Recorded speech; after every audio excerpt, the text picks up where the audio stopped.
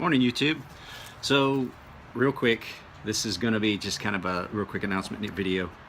If any of you follow me on Instagram, which I know a few of you do, I made a knife and I said I was going to auction off. No, the charity auction knives are not ready yet.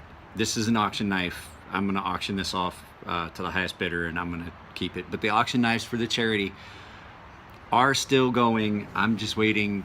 Leather sheaths were a lot more difficult for these than we thought they were going to be. It's going to have to be a snap thing. Robert Bodiger is working on snaps for them. So, but basically, this is a knife that I made. It's a little bit different. I did a 220 satin and I did a rock pattern, stone pattern on the back. So just basically what I want to do, because I have 340 subscribers, and the light's going to be horrible to do this. I wanted to give you guys the announcement before I did the actual auction. So I'm leaving for Anaheim this afternoon. Man, that thing got sharp. I'm leaving for Anaheim this afternoon. I will do the auction from Anaheim at my daughter's ice skating. So this is my Viper neck knives. So I did a satin finish on the flats, a rock pattern on the sides, and then I hit it with the Scotch-Brite just to kind of polish it, and I polished this little area here. And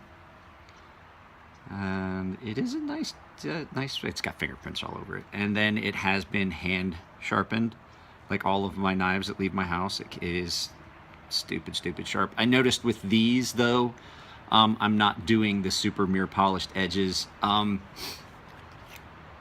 didn't even do it on my prototype. I stuck with a lower grit. I mean, it's still around 3,000 grit. It's still a pretty high grit. And stropped it a few times. It seems to be a better fit for this edge profile. When you start getting it too polished, you know, it doesn't fit everybody's needs. But so get into the specifics of the knife. So this is 20 CV, hand sharpened. It's got fingerprints all over it. 220 grit, or 220 satin on the flats with a rock pattern. It's been hardened in that specific Rockwell, that secondary heat hardening process. I stayed up late working on stuff. Secondary hardening process that Elliot uses for 20 CV when we heat treat stuff in-house up there at his shop. It is a chisel grind, as you can see. Fits. I made them a little bit bigger than the prototype. So my prototype I've been carrying daily.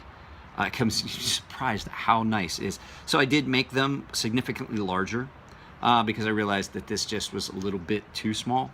I liked it being small, but so I made everything about them just a little bit bigger. When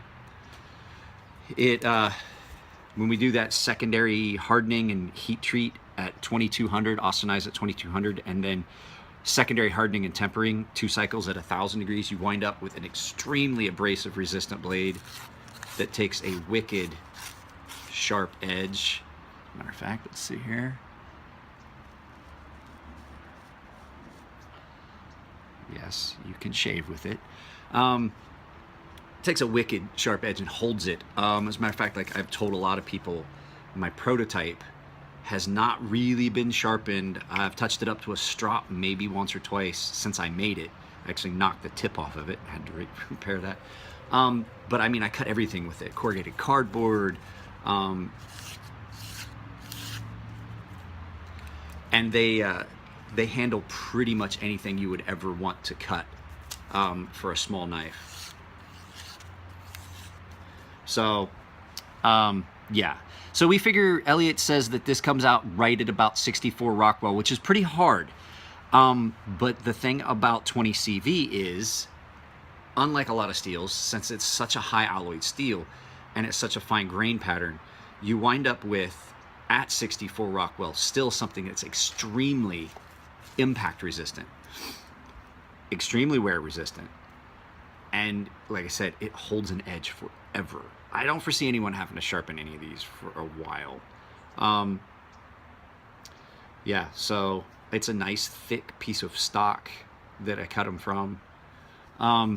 The sheaths, I was gonna try and do this with a leather sheath, but knowing how long it's been taking to get leather sheaths, these sheaths are Kydex they're a little tight fit at first. They kind of loosen up over time, but you want it tight to begin with anyway. So they lock in nice and tight. Sending them with chains. Some people who complain about the size of the chain, there's not much I can do about it. This size chain is the size chain that I had. I bought it in bulk. I got like 200 of these for a fairly good price. So I've had people replace the chain with paracord.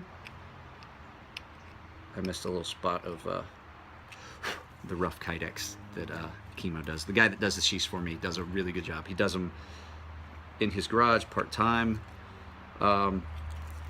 He's got them where he does them all. This was the prototype. This one's a little bit smaller.